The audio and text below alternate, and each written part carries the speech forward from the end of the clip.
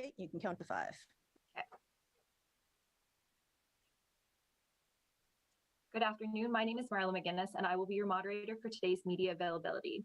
Joining us today are Jason Mew with Nova Scotia's Emergency Management Office, Bob Robichaud, Warning Preparedness Meteorologist with the Canadian Hurricane Centre, Matt Drover with Nova Scotia Power, Christina LeMay with Cape Breton Regional Municipality, Ansel Langell, Canadian Red Cross, and Erica Fleck, Assistant Chief Emergency Management with Halifax Regional Fire Emergency. Mr. Mew will start us off now with some opening remarks before we take some questions from media. Go ahead, Mr. Mew. Sure, thank you very much. I just wanted to thank everyone for taking the time to participate in this briefing. Like we all know, Hurricane Fiona is definitely headed our way, and we're looking for some really significant impacts to Nova Scotia and obviously other provinces such as PEI as well, New Brunswick and parts of Newfoundland. But we're definitely going to get hit hard. It's going to be quite a large storm. And what we're just asking all Nova Scotians to be safe, make sure they have a 72-hour preparedness kit, make sure they check on their neighbors. And what we're doing here at the Nova Scotia EMO is we've activated our provincial coordination center with all our key partners. Some of them you see here on the screen, and we're looking forward to sharing some information with you today. Thank you very much. So we'll now take questions from media. I'll call upon each reporter. When I call your name, please just identify who your question is for so they can prepare to answer it. We're going to start off first with Jean Laroche with CBC News. Go ahead, Jean. Thanks, Marla. I'm just wondering, my question is for Mr. Drover at Nova Scotia Power. I was just in a media availability with Mr. Robichaud at Environment Canada. And Bob, correct me if I'm wrong, the message I got is this one will pack the punch of Juan, but it'll be the size of Dorian. In light of that, Mr. Drover, what does your modeling say about the extent of outages that people should expect here in Nova Scotia? We're definitely seeing the same thing as Mr. Robichaud. We're expecting a significant storm, and that's what we're preparing for. We've opened our emergency operations center. We have our crews being staged through the province, all in anticipation of a very serious major storm. John, do you have a follow-up question? Yeah, that didn't quite get at it. Can you talk to me about what your modeling is showing, and when it comes to restoration of time, given the fact, as Mr. Robichaud mentioned in his briefing, this storm is expected to linger a good 12 hours. It's not going to be in and out. How long should people expect to be without power once they're out? And what is your priority in terms of getting people back on the grid?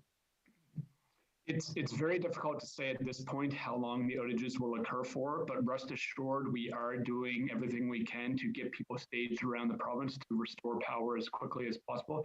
The big thing that we will be doing after the storm has hit is getting our crews out to assess the damage that has occurred and updating any restoration times at that moment. So really it's getting the crews out in the field to understand the level of damage.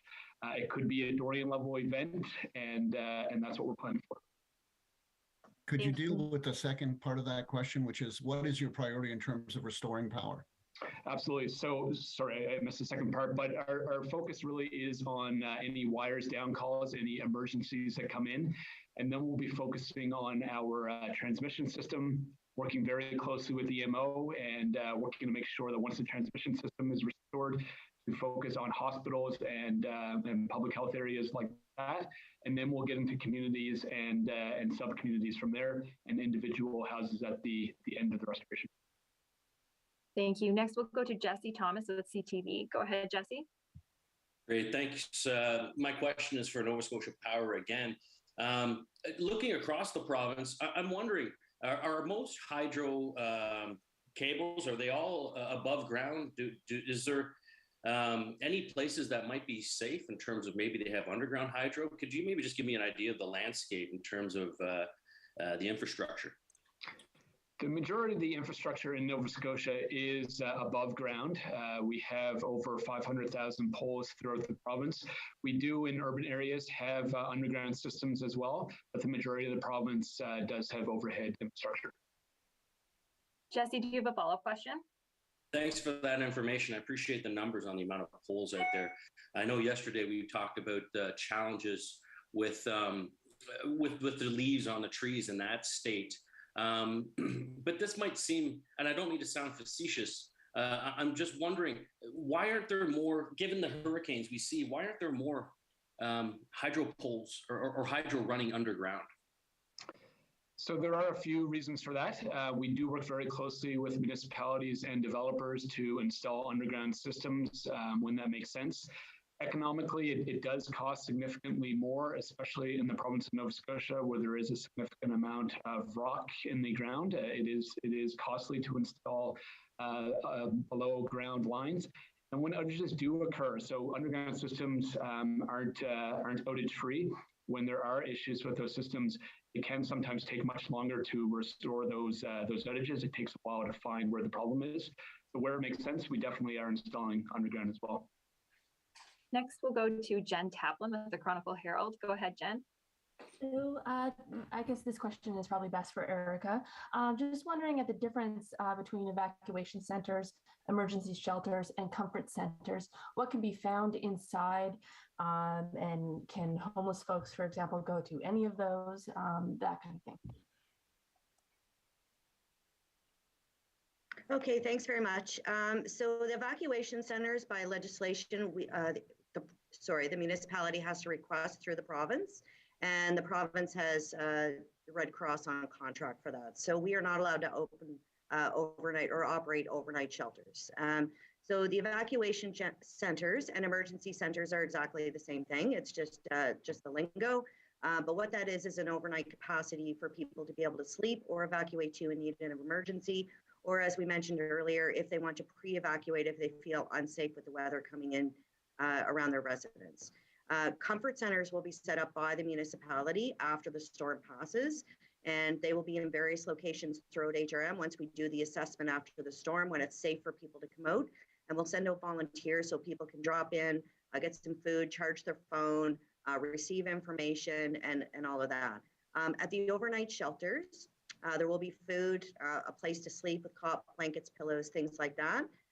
For the two specific sites set up for the homeless population, we'd prefer if they go there simply because we have additional services provided to best suit their needs, but they can show up at any shelter in times of need. And then we also have our ground search and rescue crews from Halifax going out tonight to check all the encampments and pick them up if they decide to go later on. We will drive them to one of those two shelters.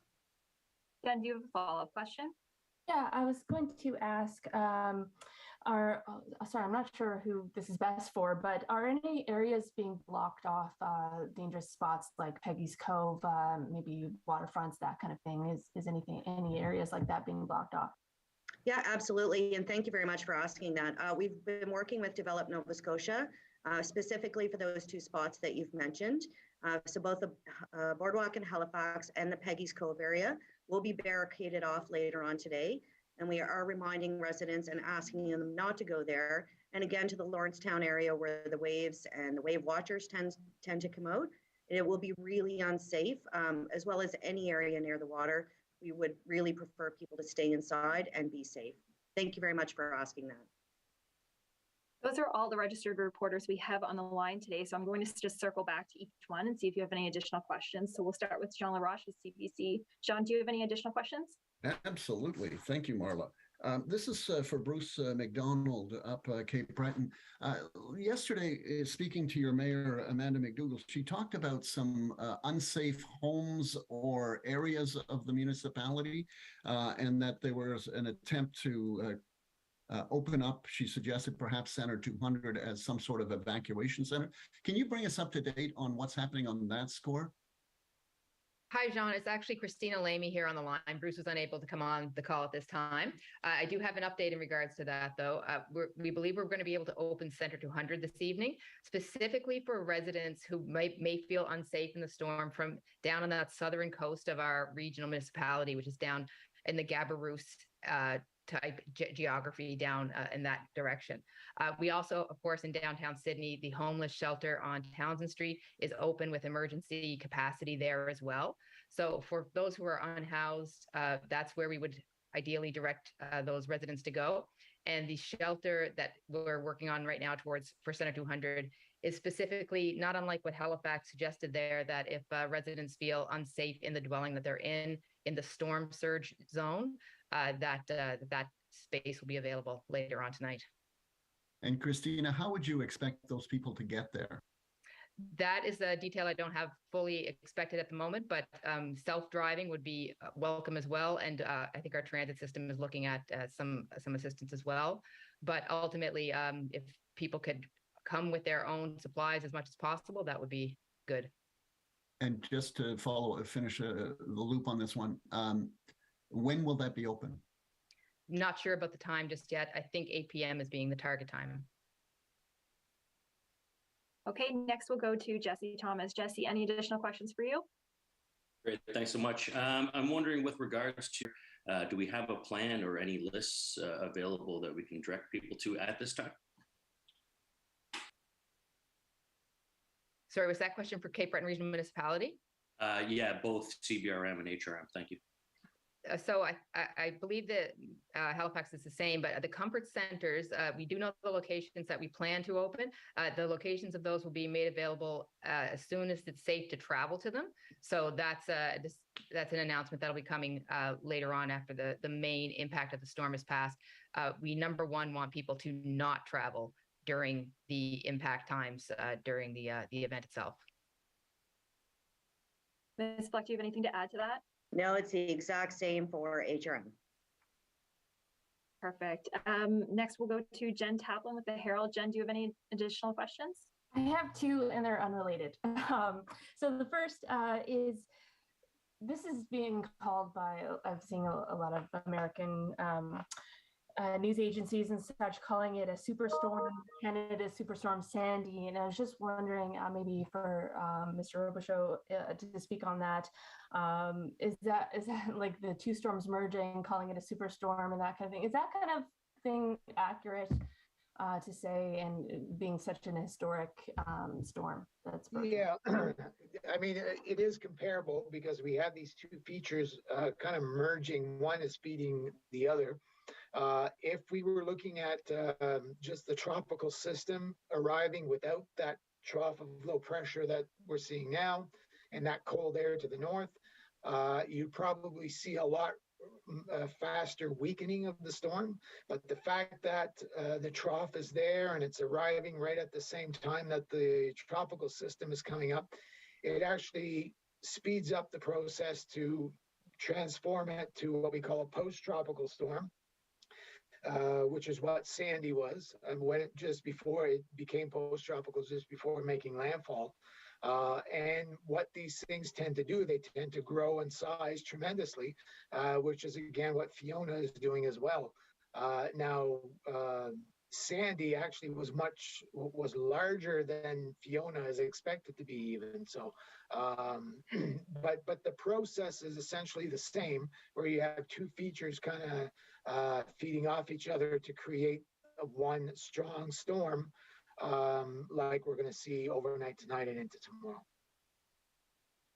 Great, thank you. And I'm not really sure who to direct this to, and maybe Jason, but I'm seeing a lot of people online concerned, like very anxious, of course, and a lot of kids being very scared and worried going through this. So I just wondered if there's any advice or reassurance, that kind of thing, that might be helpful for folks who are really struggling with the storm approaching. So I guess for those that are struggling with, well, I guess with looking for information, obviously following, media and you can always talk to your neighbors or reaching out to someone to have a discussion if you're really, nervous about something. But there's a lot of good information there. Environment Climate Change Canada has been relaying a lot of the information regarding the storm. It is going to be a large storm. I mean, myself, I have two children at home, and it's a discussion we have that we're expecting a large storm overnight, and just to make necessary, have necessary discussions and just try to, I guess, give them as much information as you can so they feel a little bit safer, I guess, in the house or in their apartment or wherever they are when the storm's going to hit. But like Bob was saying, it's going to be a very large storm, strong winds, lots of rain, storm surge. So it is very much a significant event, and that there will be a lot of people that are worried, but we're really asking those to stay off the roads if they can, and let the first responders and power companies do the work that needs to be done to make it safe again. Great. I'll circle through the reporters one last time. Jean Laroche with CBC. Anything more from you? Jason, I just want to pick up on your last point. Given the fact that this is going to be a long storm where there was going to be very high winds, sustained winds for a long time, how will that hamper emergency crews who have to respond to whatever calls come in?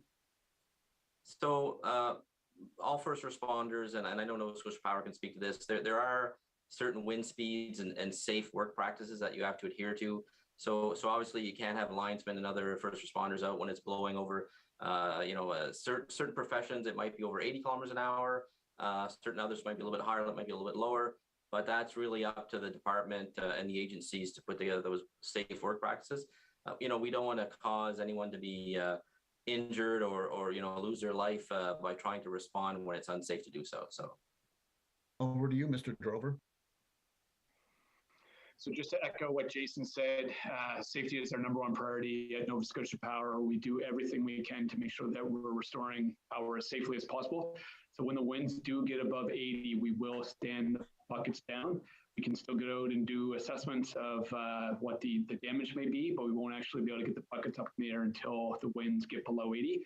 We'll be watching that very closely, and as soon as the winds are below, we'll get the buckets up in the air and restore power as quickly as possible. Given the forecast, go ahead. Just say the other thing to keep in mind from a safety perspective is wires down. If you see wires down, do not go anywhere near them, and report those in as quickly as you can, and we'll get people out there right away. Given the forecast, though, and the fact that we're going to have long sustained winds for a long time, what's that likely to do to people who are out of power and want it restored? We definitely understand the urgency that people want their power restored. We want to make sure that we can power back on as quickly as possible. So we will have those crews at the ready. They'll be on standby, ready to go. As soon as it is safe to do so, we'll get out and restore the power as quickly as possible. No, I understand all that, but is it likely to take longer than both Juan and Dorian, given the fact this is going to stick around for about 12 hours? It's a great point, and we would have had similar protocols in place for Dorian and Juan. We would have stood crews down. So as soon as those winds are below, it definitely will make the restoration longer while we're waiting for the winds to be below 80. But as soon as they are, we will get out at that point. Okay, Jesse Thomas, anything more from you? Great, thanks. Just to follow up to yesterday's comments about maybe emergency supports, or even when it comes to line supports. I heard roughly Nova Scotia Power has 800 crew that will be positioned around the province. But I'm wondering, do we have other supports on standby? And that could be from power, maybe to other emergency supports, like I'm wondering the military. So I guess I can speak to the military. We have been in contact with the Canadian Armed Forces for the last week, and they have been making preparations. We haven't pulled the trigger yet as far as requesting their official assistance, but it's certainly something that we'll be looking at closely once the impacts hit Nova Scotia. Okay, and Jen Taplin, anything more from you? I was hoping to hear from Nova Scotia Power as well. Yeah, I can definitely speak to that. So as of right now, we do have over 800 people in the field right now getting ready to restore power, and hundreds more behind the scenes coordinating that effort. In addition to that, we have reached out to our partners in Ontario, Quebec, all of Atlantic Canada, and Maine to have other contractors available if we do need to bring them in as well. Okay, great. We'll move to Jen Taplin now with the Chronicle Herald. Jen, anything more from you? I think I'm good, but I was just curious that does the fact that it's kind of a lot of this is happening overnight, nighttime hours, does that make repairs more difficult? Anyone you'd like to direct that question to specifically? Oh, sorry. I guess that would be Matt. Yeah, so we actually have crews working 24 hours a day. We have crews working at night as well. Most of our restoration does get done during daylight hours. That's when we'll have most people on the ground, but we do have crews working around the clock restoring power as well. Okay, great. That's all the time we have today. Thank you everyone for joining us and stay safe. We'll see you again next time.